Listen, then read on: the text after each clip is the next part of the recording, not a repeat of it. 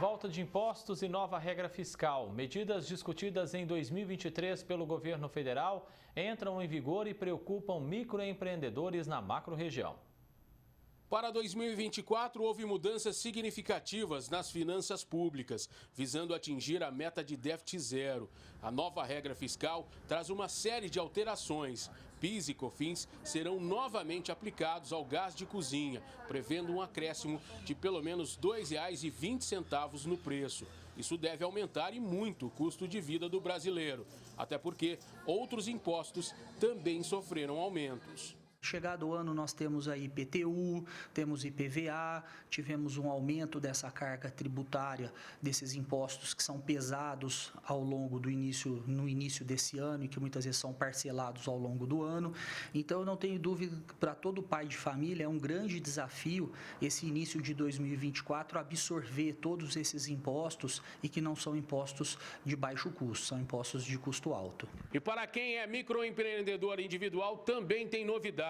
A mensalidade deve aumentar quase 10%, o que pode pesar no bolso. Esse microempreendedor que pagava R$ 70 na faixa mais ou menos R$ 70 o ano passado, esse ano já passa para R$ 76, ou seja, um aumento de quase 10%. O salário mínimo aumentou em torno de 7% e a carga tributária para eles aumentaram em quase 10%. Então já é uma novidade aí esse aumento de carga tributária para o microempreendedor. Uma reação em cadeia, né?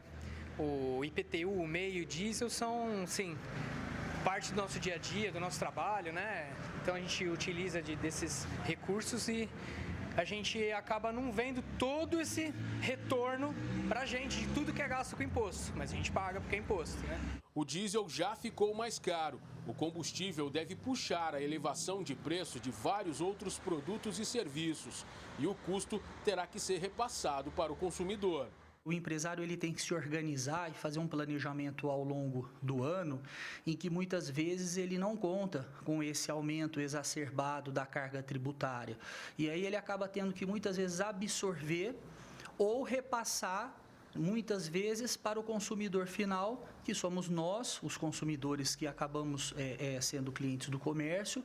Então, há esse aumento dessa carga tributária, esse aumento desses produtos e isso acaba gerando, obviamente, que um efeito cascata. A gente tenta segurar o máximo possível os custos, né, para não repassar todos esses custos todas as vezes para os clientes. A gente vai segurando, vai fazendo aquele manejamento, quase um malabarismo, né?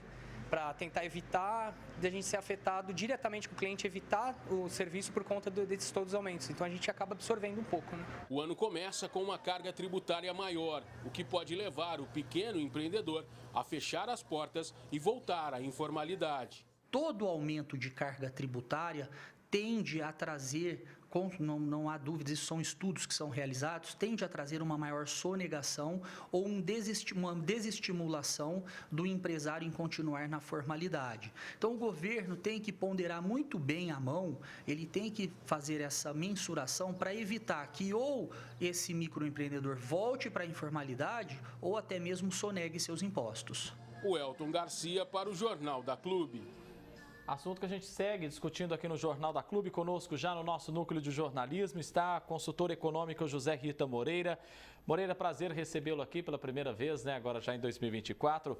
Quais as principais mudanças, então, nas finanças públicas para esse ano, Zé? E como elas impactam a busca por essa chamada meta de déficit zero? Bem-vindo. Boa tarde, André. Prazer estar com você também. Um feliz 2024 para todos. André, para começar, existe uma utopia envolvida aí, né? Déficit zero, esquece, isso não vai acontecer. O que nós estamos vendo é o governo gastar como se não houvesse amanhã e ele está desesperado para arrumar arrecadação de alguma fonte, de alguma forma, para poder recompor esse caixa, mas ainda assim já está no orçamento previsto que não vai ser déficit zero, né? Pode falar o que for. Uma pena que isso vem em direção ao sacrifício do trabalhador, do produtor, aquele que produz, aquele que gera riqueza, gera renda, toda essa cadeia está sendo comprometida, né? Nós já falamos aqui numa outra oportunidade que a reforma tributária que tanto se fala, o objetivo maior que era reduzir a carga tributária, reduzir a quantidade de impostos. E o que nós estamos vendo na prática? O contrário, tá? Vai aumentar a carga tributária. A área de serviços, por exemplo, que pagava aí na faixa de 18%, que é o grande foco de Ribeirão Preto aqui, pode chegar a 50% de impostos. Então, ou seja, como bem disse esse entrevistado anterior, isso sugere caminhar para a informalidade, que é lamentável e todos vão perder com isso, hein, André? Por exemplo, com a aplicação de PIS, né, COFINS aí no gás de cozinha, a gente deve ter aí um acréscimo pelo menos R$ 2,20 no preço. É pouco, né, mas acaba influenciando na vida do brasileiro. Exatamente. Assim como no gás de cozinha, também os combustíveis de maneira geral, eles sofreram também a perda desse benefício da retirada desse imposto de PIS e COFINS. Só que no caso dos combustíveis foram beneficiados porque o preço internacional despencou 30%. Tá? De outubro do ano passado até janeiro, o preço do barril de petróleo caiu 30%. Só a gente não vê esse reflexo nas bombas de combustíveis, né? Então, o sacrifício maior está sendo realmente de quem mais precisa, no caso, o gás de cozinha. E o gás de cozinha que também vai abastecer os restaurantes e tudo mais, onde a gente consome, logo também vai aumentar o preço para a gente consumir, André. Com o aumento da mensalidade também para microempreendedores individuais, né, os conhecidos MEIs, quase 10%. Como é que isso pode afetar o bolso desses empreendedores e também no cenário, né, de quem tem um negócio pequeno?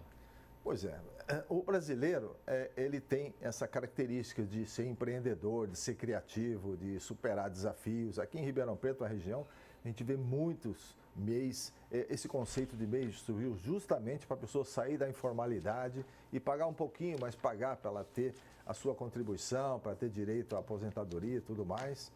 E aí vamos sacrificar justamente quem mais precisa, né? O MEI, que poderia, num próximo passo, virar microempreendedor, não, ele continua sendo nessa categoria de MEI e ainda sacrificado aí com mais impostos, né? Lamentável, eu acho que tinha que haver benefícios e não ao contrário. O aumento do preço do diesel, né? A gente viu aí recentemente, a possível elevação de preços em diversos outros produtos, serviços, enfim, isso tem um impacto direto também na inflação. Como o consumidor final é afetado com toda essa mudança de cenário, hein? Pois é, André, nós sabemos que quase 80% da produção nacional é escoada por rodovias, né? Principalmente o que vai abastecer os supermercados. E quando o diesel sobe, automaticamente é um efeito em cadeia, aumentou o custo de deslocamento do produto, o custo da logística, do transporte, logo o produto vai ser afetado. Então, quando se mexe realmente em combustíveis, no caso o diesel, que é pior ainda, porque esse é o combustível dos caminhões, é lamentável, porque isso vai prejudicar, sim, a formação de preços. O empresário ele vai segurar até um certo ponto, depois ele vai ter que incorporar no preço esse reajuste. E quem vai pagar a conta, mais uma vez, é o consumidor, hein, André?